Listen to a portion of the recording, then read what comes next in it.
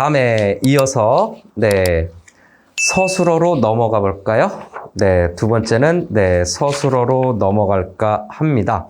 근데 이 서술어가 좀 굉장히 다양하기 때문에 서술어도 여러 가지 개념이 있을 수 있어서 서술어도 좀 잘 체크 정리해야 될 것 같네요. 자, 두 번째는 서술어. 자, 서술어라고 하는 것은 뭐냐? 문장에서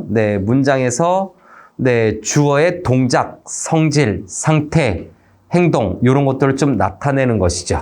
그래서 서술어라고 하는 것은 이렇게 해서 좀 밑으로 볼까요? 자, 밑으로 봐서 첫 번째는 자, 문장 내에서 문장 안에서 주어의 동작이 있죠. 그래서 주어의 동작 또는 작용이 있을 거고요. 주어의 동작, 작용 또는 상태, 성질 등을 나타내는 거죠. 상태, 성질이라고 할 수가 있는데 상태, 성질 등을 어떻게 됩니까? 풀어주는 기능을 하는 거죠.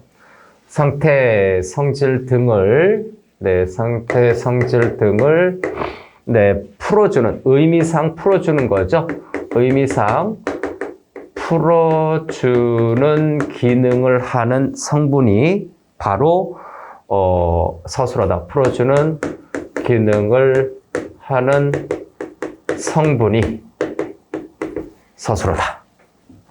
자, 그래서 그 구조가 보면 무엇이 어찌한다, 무엇이 어떠하다, 무엇이 무엇이다 또는 무엇이 누구이다 이렇게 해당이 되는 거죠. 그래서 서술어는 자, 주어가 있다라고 본다면 자, 요거 어찌하다 행동이겠죠. 어찌한다라는 의미 또는 계속해서 어떠하다 상태겠죠. 어찌한다, 어떠하다. 그 다음에 그 무엇이다. 무엇이다도 있고요. 또 누구이다도 됩니다. 누구이다. 사람이겠죠. 사람, 사물, 자격 뭐 이런 것이 있는가 하면 사람에게만 특수하게 쓸 수 있는 누가 누구이다. 무엇이 누구이다. 이런 식으로 쓸 수도 있다라는 거죠. 어찌한다, 어떠하다, 무엇이다, 누구이다. 이런 의미로 형성이 되는 거죠. 그래서 어찌한다라는 것은 대부분 뭡니까? 동사 계열이 많죠. 요거는 행동과 관련되는 거니까 동사. 어떠하다라고 하는 것은 성질 상태와 관련되는 것이니까 형용사. 그 다음에 무엇이 무엇이다라고 하는 것은 뭡니까? 요거는 명사겠죠. 명사고요. 누구이다라고 하는 것도 뭡니까? 누구이다라고 하는 것도 역시 명사 계열일 겁니다. 그럼 무엇이다하고 누구이다하고의 차이는 뭡니까? 무엇이다는 서술격 조사가 쓰이는 거고 누구이다는 건 서술격 조사이다가 반드시 쓰이지 않는 형태, 사람을 나타내는 형태로 서술어가 구성이 되는 걸 얘기를 해야. 자, 그래서 서술어는 어떻게 표현이 되는가, 실현이 되는가, 그거를 또 체크할 수 있어야 되겠죠. 그래서 서술어의 실현 방법을 또 체크하고자 합니다. 그래서 실현 방법, 서술어가 어떻게 구조가 구성이 되는지 실현 방법을 체크해 봅시다. 그래서 실현 방법에 이렇게 내려서 첫 번째, 자, 동사 단독이 있겠죠. 그래서 동사 단독, 형용사 단독인데 기본형으로 있는 거예요. 그래서 간단하게 동사라고 한번 써볼까요, 이건요? 그래서 요거는 동사. 그죠? 동사에 뭐예요? 기본형이 있고, 그 다음에 두 번째 형용사인가요?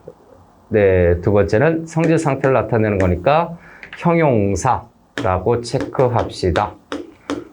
저기 어찌한다에 해당이 되는 거니까 요거는 어떠하다고요. 그래서 형용사. 그 다음에 세 번째는 체연도 명사, 대명사, 수사도 쓰일 수 있어요. 그래서 체연 플러스 여기에 좀 들어가야 되죠. 서술격 조사이다가 결합이 되겠죠. 서술격 조사 이다가 결합하는 형태. 동사와 형용사는 동사와 형용사는 뭐 물론 선어말 어미가 들어갈 수 있지만 기본적으로 뭐뭐 다 형태가 되어 있는 거죠.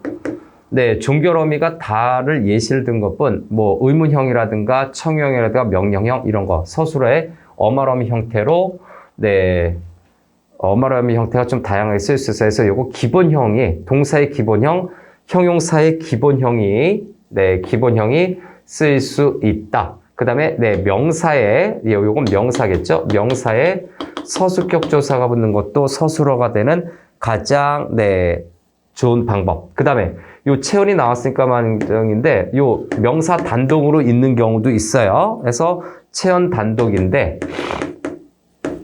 자, 이 체언 단독이라고 하는 것은 서술격 조사를 생략한 겁니다. 서술격 조사 생략 가능해요. 서술어에 체언, 명사 단독으로 있을 수도 있고 그 다음에 서술절이 될 수가 있죠. 주어 서술어가 있는 구조예요. 그래서 서술절이라고 볼 수가 있는데 주어 서술어 구조가 요건 그죠?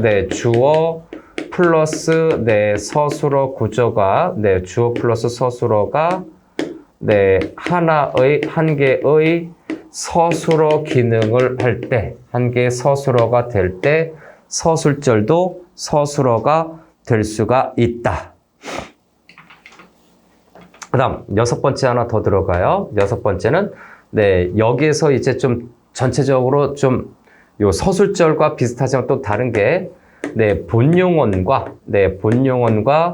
보조용언 관계도 서술어에 해당이 되는데 요거는 하나의 서술어로 취급합니다. 둘 다 각각 따로 서술어가 아니라 요거는 한 개, 의미상 한 개의 서술어로 취급하는 경우도 있어요.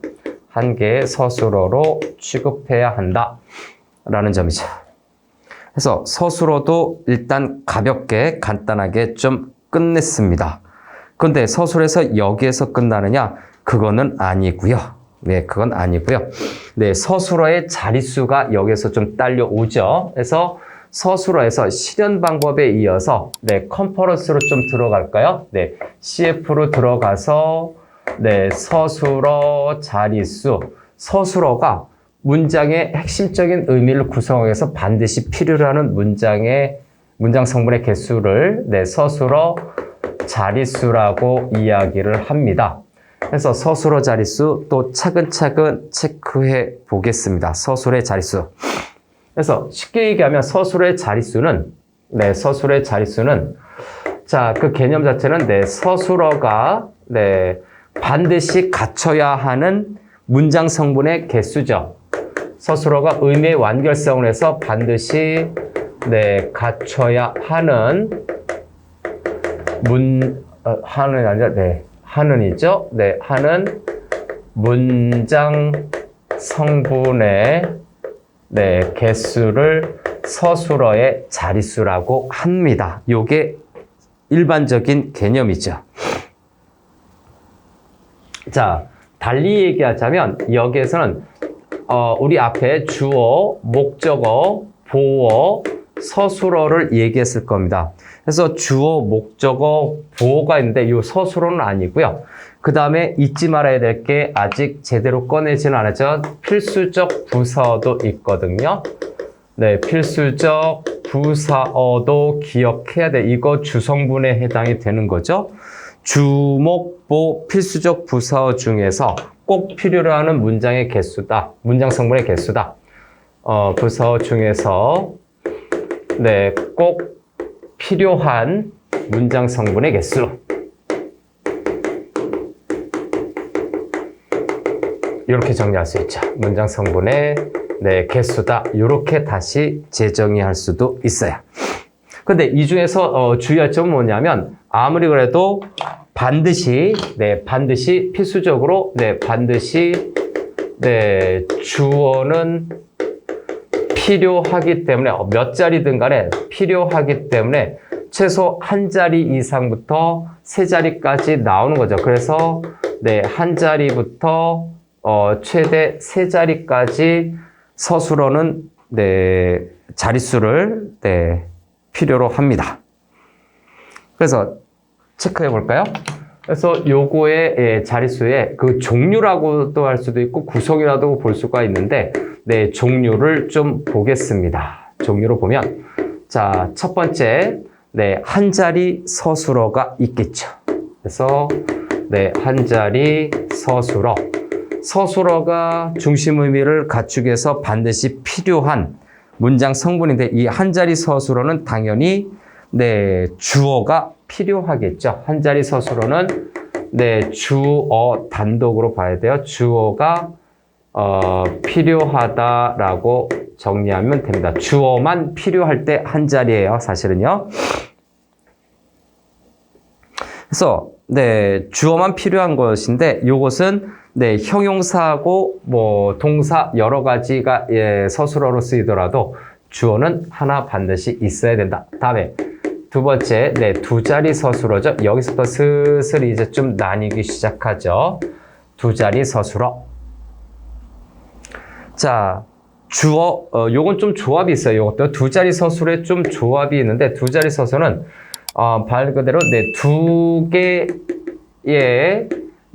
문장 성분이 필요한 경우, 문장 성분이, 필요하다라고 정리할 수가 있는데, 두 개의 문장 성분이에요, 두 개. 근데 두 자리 서술의 종류를 보니까, 첫 번째 어떤 조합이 나타난다? 주어하고 목적어가 필요한 경우죠. 그래서 주어 플러스 목적어가 필요한 경우. 그 다음에 두 번째는 뭡니까? 당연히 주어는 있어야 되니까 주어하고 보어가 필요한 경우. 근데 보어가 필요한 경우는 서술어가 되다 아니다예요. 서술어가 되다 아니다 할 때, 그죠? 주어 플러스 보어죠. 그래서 이것도 체크해 볼까요? 이 보어는 서술어가 되다 아니다 할 때요. 되다 아니다. 요때만입니다. 그 다음에 세 번째는 주어 플러스 필수적 부사어죠.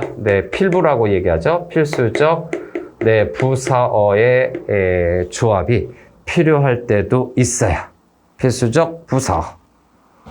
그 다음에 세 자리 서술어로 가볼까요? 그래서 세 번째는 세 자리 서술어인데 세 자리 서술어는 간단하죠. 뭡니까? 주어, 그죠? 목적어, 그 다음에 필수적 부사어 이렇게 필요한 경우가 있고요. 그리고 만약에 서술어가 되다 아니다라고 한다면 보어가 가끔 낄 때도 있죠. 그러나 대부분 요거 뭡니까? 주어, 목적어, 필수적 부사어 이렇게 있는 것이 일반적인 세 자리 서술어의 문장 구조가 된다라는 거죠. 됐나요? 예, 하나 더 체크할게요. 그래서 여기서 주어가 있고 그 다음에 보어가 있고 그 다음에 필수적 부사어가 결합할 수도 이론적으로는 가능하죠. 필수적 부사어 자주 쓰이지가 않아서 서술어가 제한적이니까 되다 아니다로 제한적이기 때문에 생각보다 종류가 많지도 않고 흔하지도 않아요. 저 조합은. 그래서 요런 서술어의 자릿수 구조가 있다라는 점이죠. 자, 그러면 여기서 갑자기 또 뜬금없이 필수적 부사어가 좀 나왔어요. 이건 부사어 파트에서 좀 다뤄야 되는데, 자, 계속해서 이제 그 서술어 자릿수 중에서 필수적 부사어가 있었다고 했죠. 필수적 부사어를 좀 다뤄보도록 하겠습니다. 좀 끊어서 보면, 필수적 부사어는, 첫 번째, 이렇게 밑으로 할까요? 부사어 중에서, 문장의 중심 의미죠. 문장의 중심 의미를 구성하는 부사어입니다. 구성하는 부사어를 가리킨다. 근데 이 부사어의 특수성이 뭐냐면 부사어는 보통 생략이 가능해요. 생략이 가능하다라고 하는 것은 여기 중심 의미를 구성한다라고 했지만 사실은 이거는 부수적인 의미거든요. 부사어는 네, 원래는 부수적 의미의 기능을 하고 있는 것인데 이 그 필수적 부사어는 생략할 수가 없어요. 중심 의미를 구성을 합니다. 그래서 요게 이제 좀 요즘 논란이 될 수 있는 부분인데 기본적으로 네, 부사어라고 하는 것은 문장의 주성분은 아닙니다. 그래서 필수적 부사어도 그에 따라서 네, 문장의 네, 주성분은 아니고요. 주성분처럼 쓰이는 거예요. 다만 네, 주성분은 아니지만 좀 네, 요게 생략하면 안 된다고 하는 거니까 네, 주성분처럼 네, 필요로 하거나 쓰이는 거죠. 주성분처럼 필요한 것은 맞는데 주성분은 아니다라는 점이 큰 핸디캡 중에 하나예요. 공식적으로는 필수적 부사어는 주성분이 아니다. 그런데 생략할 수는 없다. 이런 두 가지의 큰 특징을 갖고 있다라는 점. 그래서 그 부사어는 생략이 가능하다. 이게 수의적이라고 얘기하거든요. 네, 생략 가능하다라고 하는 것은 수의적으로 사용될 수 있었으나 내 맘대로 쓸 수 있는 것이었으나 네, 필수적 부사어는 수의적 성격이 좀 사라진 부사어다라고 생각하면 돼요. 좀 고급용어로 하면. 네, 그다음에 필수적 부사어는요. 네, 어떤 형태를 띠느냐? 네, 그 구조라고 할까요? 네, 구조가 일반적으로 네, 명사죠. 그래서 체언 플러스 부사격조사의 구조를 띠고 있어요. 네, 부사격조사를 띠고 있는데 이 부사격조사를 갖고 있어도 이게 명사, 대명사, 수사 중심 의미를 구성하는 성분이 어근이기 때문에 이제 어근의 성질에 따라서 중심 의미를 네, 형성을 한다. 그렇게 정리할 수가 있어요. 그래서 다시 한번 필수적 부사어는 네, 중심 의미를 나타내지만 주성분은 아니다.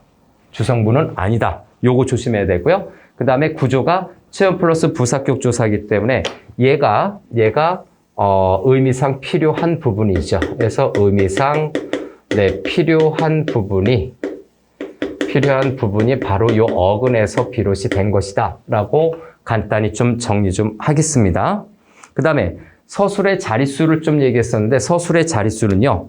네, 그 여러 가지 같은 단어라고 해도 좀 달라질 수가 있어요. 자, 요거를 뭐라고 하냐면 또다시 또 컨퍼런스를 또 참고를 붙일 텐데 요거를 제목을 이렇게 한번 할게요. 다양한 네, 자릿수를 나타내는 거죠. 다양한 네, 서술어의 자릿수 이렇게 한번 해볼까요? 하나의 서술어가 다양하게 자릿수를 차지할 수 있다라는 내용이죠. 그래서 그 예시를 들면 네, 첫 번째 네, 가다라고 하는 건요. 한 자리 서술어가 될 수도 있고요. 또 두 자리 서술어가 될 수도 있어요. 한 자리, 두 자리 이렇게 체크할 수 있죠. 그래서 가다라고 하는 것이 네, 주어만 필요한 경우 또 네, 필수적 부사어가 필요한 경우 이렇게 되죠. 그래서 네, 목적어. 그래서 한 자리는 네, 주어만 필요한 거고요. 여기서는 네, 주어와 필수적 부사어 또는 네, 목적어가 네, 붙는 거겠죠. 그래서 보통 필수적 부사어가 좀 붙는 거고요. 그 다음에 두 번째, 밝다라고 하는 것이 있죠. 네, 밝다라고 하는 것도 역시 한 자리와 네, 두 자리 서술어로 네, 쓰이는 걸로 네, 볼 수가 있는데 예시를 좀 두는 거예요. 근데 이 밝다라고 하는 것은 네, 형용사입니다. 용언 중에서도 네, 형용사라는 것을 좀 조심해서 한 자리 서술어 같은 경우에는 당연히 주어가 필요하겠죠. 예를 들어서 다리 박다라고 해서 주어만 필요한 것은 알겠으나 두 자리 서술어에서는 네, 그는 네, 계산에 밝다라고 해서 이때는 네, 주어와 네, 필수적 부사어가 일반적으로 좀 쓰입니다. 네, 필수적 부사어가 밝다에서 쓰여서 두 자리 서술어를 구성하는 경우가 있고 물론 목적어가 붙었으면 좋겠는데 보통은 네, 요 밝다라고 하는 것은 뭐뭐에 필수적 부사어죠. 네, 필부라고 할게요. 필수가 아니라 네, 필수적 부사인데 뭐뭐에라고 하는 필수적 부사어가 좀 많이 쓰죠. 그는 계산에 밝다. 아니면 그는 지리에 밝다. 이런 식으로 해서 필수적 부사어 에로 좀 쓰이게 되는 경우가 많고 그 다음에 풀리다라고 하는 것이 있거든요. 자, 풀리다라고 하는 것도 역시 한 자리와 두 자리로 좀 나누게 되죠. 그래서 야, 날씨가 좀 풀렸어. 그래서 네, 한 자리 서술어는 당연히 주어가 필요한 건 알겠으나 네, 두 자리 서술어는요. 네, 두 자리 서술어는 네, 이 물감은 물에 잘 풀린다. 그래서 물에 잘 풀린다 해서 여기서도 네, 주어와 네, 필수적 부사어가 사용이 되는 경우가 좀 많다라는 점이다. 그래서 여기서 보면 다양한 서술의 자릿수를 나타내는 것은 필수적 부사어가 연동이 돼서 네, 서술의 자릿수가 같은 단어라고 하더라도 좀 달라지는 경우가 나타난다는 얘기죠. 이 필수적 부사어가 좀 영향을 나타내고 있네요. 자, 그리고 자주 쓰는 예시 조금 더 2개 정도만 더 할까요? 멈추다라고 하는 것이 있어요. 네, 멈추다라고 하는 것도 역시 한 자리 서술어와 두 자리 서술어로 쓰일 수가 있는데 한 자리 서술어 같은 경우에는 네, 차가 저절로 멈췄다 해서 차가 멈췄다. 네, 주어 하나만 있어도 핵심 의미를 구성할 수 있는데 두 자리 서술어는 경찰이 차를 멈췄다 해서 이때는 주어와 목적어가 네, 쓰이면서 두 자리 서술어를 구성하는 경우가 많아요. 그 다음 또 시험에 자주 나오는 예시 중에서 안기다가 있거든요. 자, 안기다도 역시 한 자리 서술어와 두 자리 서술어로 아마 쓰이게 될 텐데 네, 한 자리 서술어와 한 자리가 요 두 자리죠. 안기다 네, 기자가 들어갔으니까 네, 세 자리 서술어로 쓰이는 경우가 있는데 당연히 둘 다 주어는 필요할 거예요. 그런데 두 자리 서술어 같은 경우에는 예를 들어서 아기가 엄마에게 안겼다 해서 네, 필수적 부사어가 두 자리 서술에서 자주 쓰인다면 안기다가 세 자리 서술어라면 당연히 네, 필수적 부사어와 목적어 이런 식으로 네, 필부 네, 목적어 이렇게 좀 필요하게 됩니다. 아기가 엄마에게 선물을 주고 있다. 뭐 이런 식으로 되겠죠. 아니면 그가 다른 사람에게 꽃다발을 안기고 있다. 뭐 이런 식으로 돼서 필수적 부사어와 목적어의 조합이 있다라는 겁니다. 좀 더 다양한 예시들이 있는데 예, 그 다양한 예시들의 단어는 그때그때 필요에 의해서 좀 암기를 해야 될 거예요. 그래서 이런 것뿐만이 아니라 좀 더 추가적인 예시가 있다면 필요에 의해서 학교 시험에 맞게 예, 좀 준비해 보기 바랍니다.